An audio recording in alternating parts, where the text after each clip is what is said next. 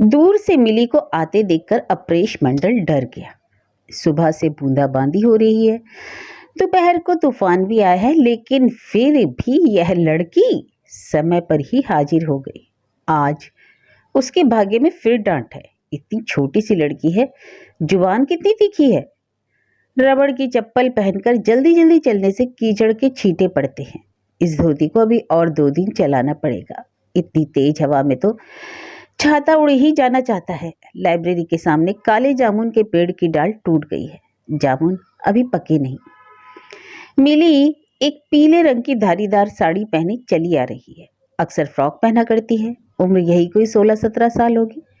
डांटने की बजाय आज वह मुस्कुरा रही है। अपरेश ने जेब से चाबी का गुच्छा निकाला। लाइब्रेरी सरकारी है। अपरेश मंडल इस लाइब्रेरी के लाइब्रेरियन हैं और सरकार उन्हें पगार देती है। ठीक 4 बजे लाइब्रेरी खुल जाती है। 4:30 बज चुके हैं। इस लड़की की वजह से एक दिन भी देर से आने की कोई सूरत नहीं है। एक सरकारी इंस्पेक्टर की तरह वह हाजिर हो जाती है। ताला खुलकर अपरेश ने कहा, जाओ भीतर जाकर बैठो, मैं पैर धोकर आता हूँ। अपरेश ने जामुन की टूटी डाली को खींचकर किनारे कर दिया। फिर दासवाड़ी के पोखर में पैर धोने गया। सारा पोखर काई से भर गया है। बारिश रुकने का नाम ही नहीं ले रही। लड़की अपने साथ छाता भी लेकर नहीं आई है। किताबें अगर भीग गई होंगी तो उल्टे आज मुझे ही डांटना पड़ेगा। पैर धो लौटकर छाता बंद करके एक कोने में रखते हुए उसने देखा मिली किताबें ढूंढने में पूरी तरह जुट गई। इस महीने मिलने वाली नई किताबों में अभी तक नंबर नहीं लगा दिया गया है, इसलिए वे सारी किताबें एक कोने में पड़ी हैं। अजीब बात है, मिली ने अभी तक डांटना भी शुरू नहीं किया। कोई और दिन होता तो अपरेश के देर से आने पर उसे देखते ही शुरू हो जाती। अरे कब से मैं यहाँ खड़ी हूँ और तुम्हें समय नहीं मिलता? लगता है पड़े पड़े सो रहे थे।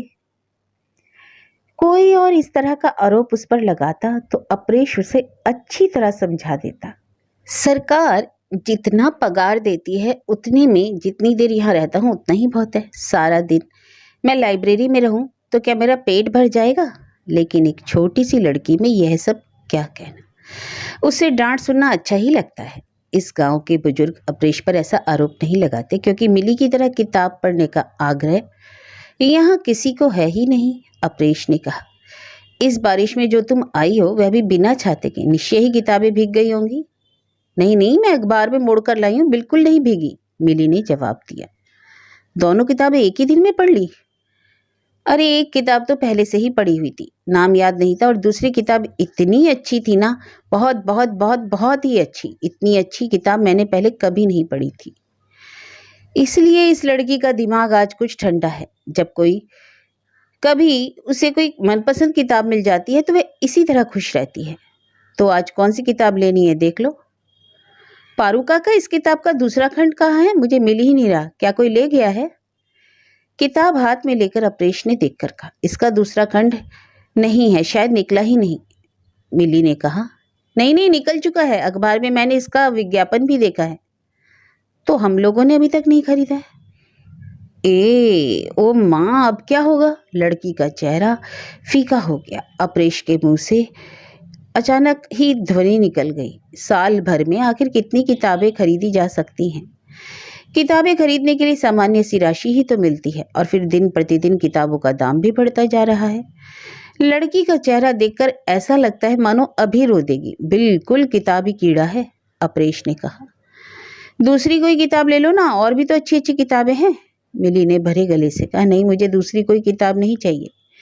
लड़की तो जैसे गंगा में डूबने लगी। उस किताब का दूसरा खंड मैंने क्यों नहीं खरीदा, यही सोच सोचकर रात भर मुझे नींद नहीं आएगी। अपरेश ने कहा, ठीक है, आज अब तुम्हें कोई किताब लेने की जरूरत नहीं, 2 दिन आंखों को जरा आराम ही दे दो। मिली मुंह फुलाए एक स्टूल पर बैठ गई। अपरेश वही तक खाता निकालकर काम करते करते बीच बीच में तिरछी नजर से मिली की ओर देखने लगा। यह लड़की कहीं सचमुच रो तो नहीं रही? एक कहानी की किताब ना मिलने के कारण 16-17 साल की लड़की इस तरह रो सकती है, यह अपरेश ने अपने जीवन में ना कभी देखा ना सुना। थोड़ी देर बाद मिली ने कहा, पारू काका, इसी लेखक की कोई दूसरी किताब ही दे दे तो। अपरेश जानता था कि वह लड़की किताब लिए बिना यहाँ से उठने वाली नहीं है, इसलिए उसने कहा, अगर हो तो देखो ना, तुम खुद ही खोज लो।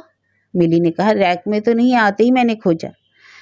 अपरेश थोड़ी देर सोचने के बाद बोला, हाँ, इसी लेखक की 2 किताबें और हम लोगों के पास थी। पिछले साल एक किताब तो नसीब बाबू का भतीजा जो ले गया उसने लौटाई ही नहीं, और दूसरी हाँ, वह पिछले सप्ताह घोष बाबू के मुनीम ले गए थे। लीला के घर? लीला तो कहानियों की किताब नहीं पढ़ती। वह नहीं पढ़ती तो कोई और पढ़ता होगा। लीला के ताऊ बहुत किताबें पढ़ते हैं। मैं जाऊं उनके घर से वह किताब ले आऊं?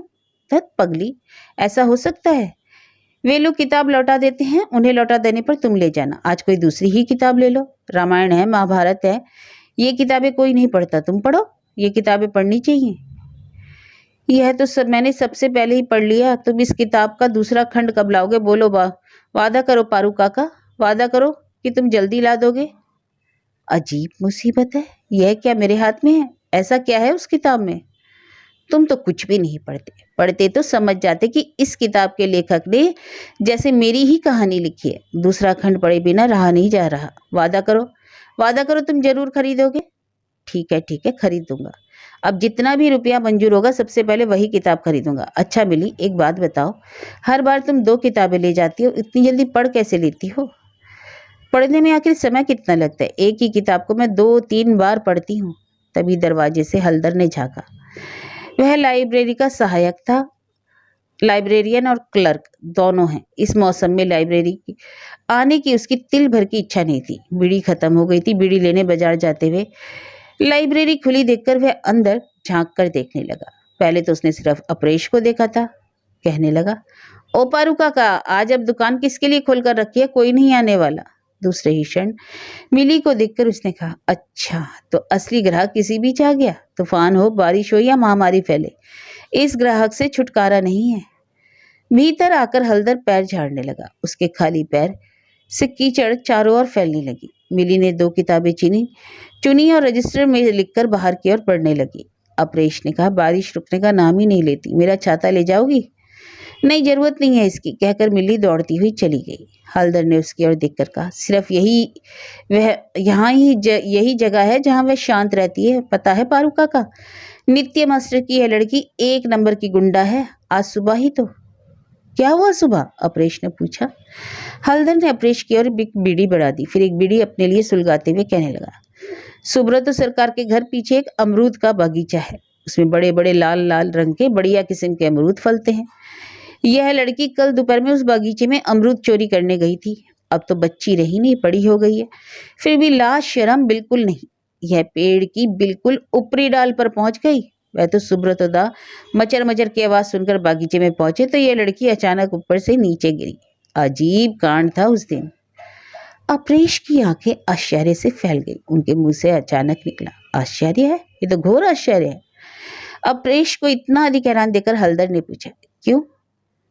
अरे, जो लड़की इतने मनयोग से पढ़ती है वह डाकूनुमा भी हो सकती है, ऐसा क्या तुमने कभी सुना है? मेरे घर पर भी तो 2 लड़कियां हैं, पढ़ती लिखती तो नहीं, पता नहीं वे क्या करती हैं, लेकिन यह सब तो नहीं करती। आपकी लड़कियां तो लक्ष्मी हैं। इस लक्ष्मी में तो और भी कई गुण हैं, सुनेंगे? पिछले शनिवार को मोहल्ले की 2 लड़कियों के साथ 2 मील पैदल चलकर नदी में तैरने गई थी। भीगे बदन एक नाव में चढ़ी।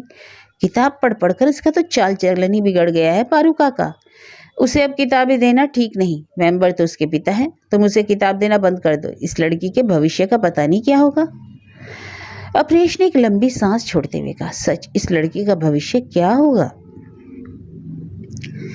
मिली ने स्वयं अपना भविष्य बनाने की कोशिश की थी, लेकिन बना न सकी। उसके पिता नित्यानंद महापात्र इस गांव के प्राइमरी के स्कूल में शिक्षक हैं। थोड़ी बहुत जमीन जायदाद भी है। वह खुद ही खेती बाड़ी भी देखते हैं। 5 बेटे बेटियों को लेकर अभाव की गृहस्थी है। दूसरे बच्चों का पढ़ाई लिखाई में बिल्कुल मन नहीं लगता था, लेकिन मिनी को जूनियर हाई स्कूल में छात्रवृत्ति मिली। इसके बाद वह जिद करके पास ही के गांव में के हाई स्कूल में माध्यमिक पढ़ने चली गई। माध्यमिक में भी लगभग फर्स्ट डिवीजन से पास हो गई, लेकिन इसके बाद आगे पढ़ाई ना हो सकी। उच्च माध्यमिक पढ़ने के लिए सदर जिला जाना पड़ता। वहां भेजकर बेटी को पढ़ाने का शौक नित्यानंद को ना था। इसके अलावा लड़की को इतना पढ़ा लिखा कर क्या फायदा? मिली काफी रोई धोई। कॉलेज में पढ़ना चाहती थी, शहर जाना चाहती थी। नई किताबों में नंबर लगाते लगाते अपरेश मिली के बारे में सोचने लगा। वह लड़की के मुंह में पड़ गया था। इस गांव में एक भी लड़की उसके जैसी नहीं है। हलदर ने अधैर्य से के साथ कहा, ओ पर काका अब क्या होगा? अब दरवाजा बंद कर दो, आसमान देख रहे हो ना, आज अब कोई और नहीं आएगा। अपरेश ने कहा, हाँ बंद कर दूंगा, घर जाकर सोने से कुछ फायदा होगा। इसके बाद अचानक रुककर अपरेश ने हलदर की ओर टकटकी लगाकर देखते हुए कहा, तुमने जो कहा कि लड़की के भविष्य का क्या होगा, सच क्या होगा उसका बताओ तो। हलदर ने गुस्से से कहा, होना क्या है, नित्य मास्टर को चाहिए जितनी जल्दी हो सके उस लड़की का ब्याह कर दे। उम्र भी तो काफी हो गई है, जितनी देर होगी विपदा उतनी ही बढ़ेगी। शादी? शादी करना चाहते ही तो शादी नहीं हो जाती। उस लड़की के ब्याह के लिए दहेज की रकम कैसे इकट्ठी करेगा उसका पिता? और नित्य मास्टर की यही तो एक लड़की नहीं, और भी 2 लड़की हैं। जमीन भी तो सिर्फ एक टुकड़ा है, उसे बेच देगा तो खाएगा क्या? हलदर किसी की समस्या में अपना सिर खपाना नहीं चाहता है, सो उसने कहा, चलिए छोड़िए।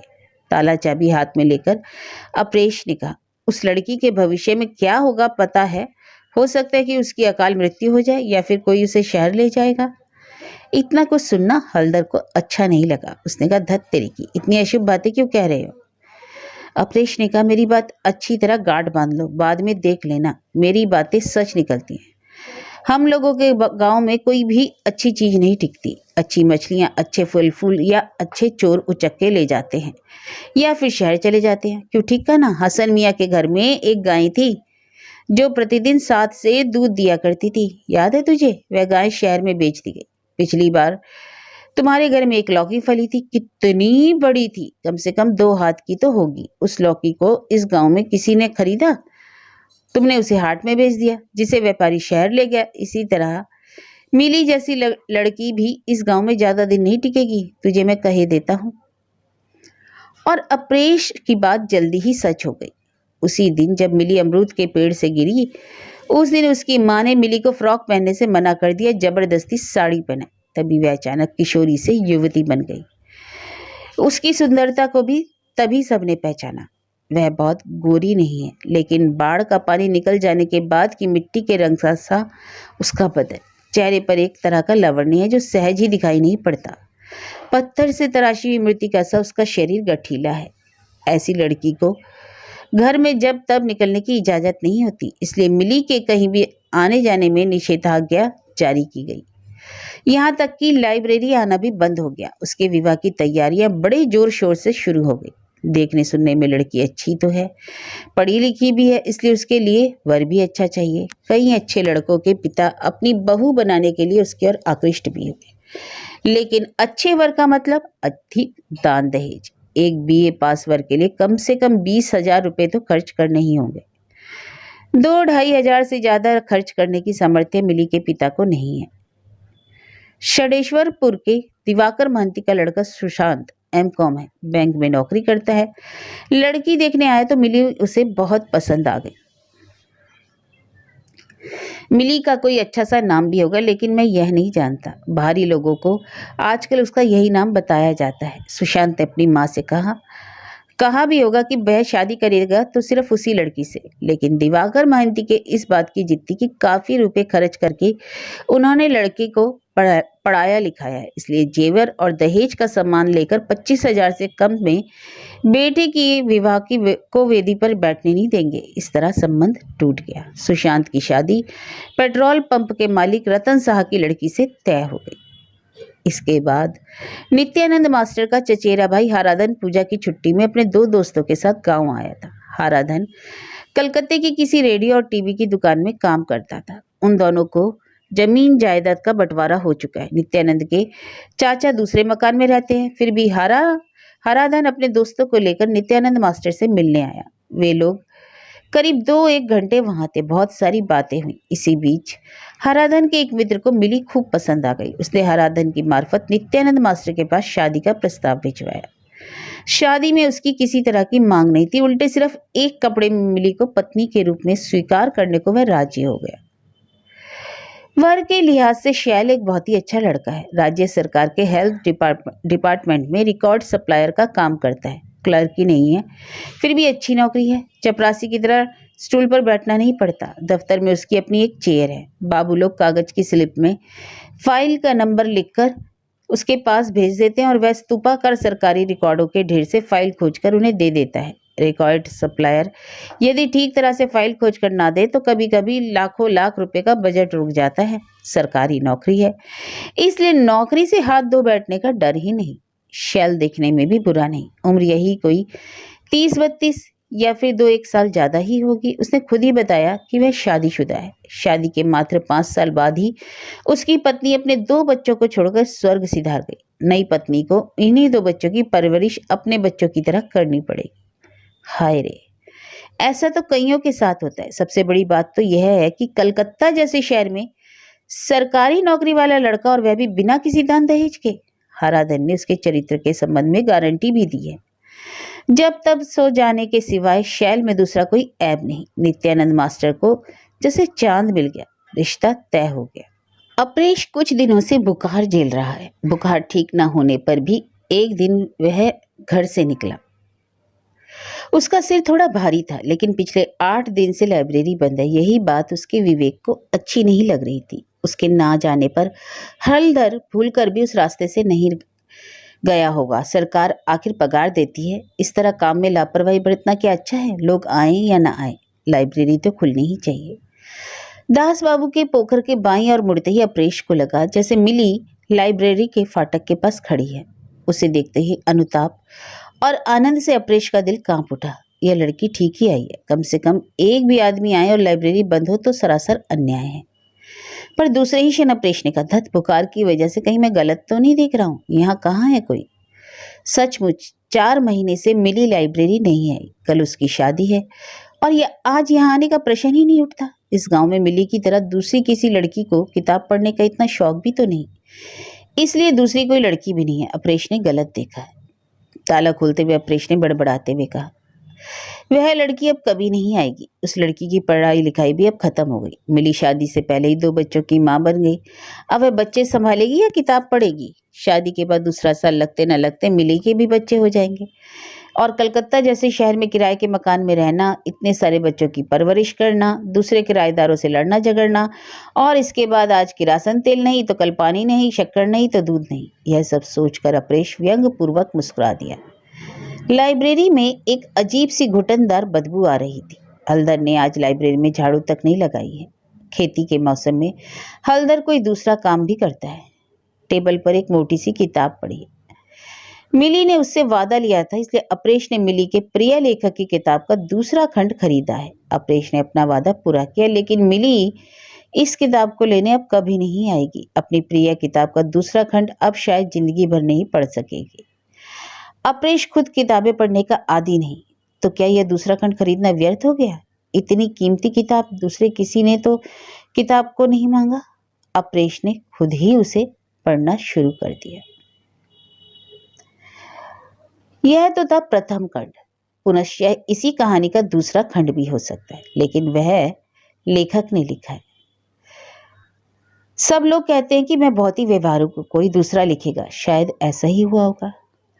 शैल के साथ मिली का विवाह अंत तक नहीं हुआ। षडेश्वरपुर के दिवाकर महंती के लड़के ने अपने पिता के साथ विद्रोह कर दिया। उसने कहा, मुझे जेवर नहीं चाहिए, रुपए नहीं चाहिए, उस लड़की को मैं सिर्फ जीवन संगनी के रूप में चाहता हूँ।